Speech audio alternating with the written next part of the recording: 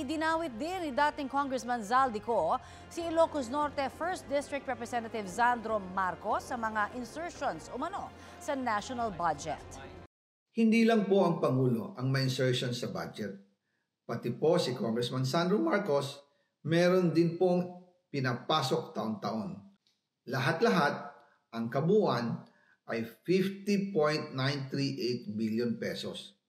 At bawat taon po, sa tuwing dumarating ang BICAM budget process, lagi po may utos si Congressman Sandro na ipasok ang mga proyekto niya. Sabi ni Ko sa panibagong video na kanyang ibinahagi sa kanyang social media kaninang umaga, mahigit 50 billion pesos ang kabuang halaga ng budget insertions ni Congressman Marcos mula 2023. At nang magkulang daw ito ng 8 billion pesos sa 2025 budget, gusto raw siyang sampahan ng maraming kaso at ipatanggal ng anak ng presidente. Nakapag-advance na raw kasi si Congressman Marcos sa mga kontratista pero dahil kulang ang insertion ay kailangan niya itong isauli. Muli ring iginiit ni Ko na hindi po pwedeng sabihin ni Pangulong Marcos na wala siyang alam sa budget insertions dahil mismo raw siya ang nag-uutos dito.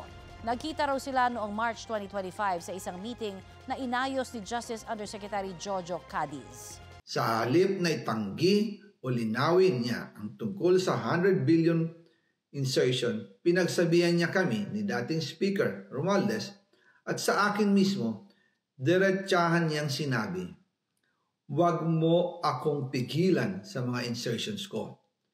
Huwag ka nang makialam sa budget." Dahil sa mga binitawang salita sa akin ni BBM, naging malinaw sa akin na siya mismo ang nag-utos kila Secretary Mina Pangandaman at Yusek Adrian Bersamin na ipasok ang 100 billion pesos worth of projects.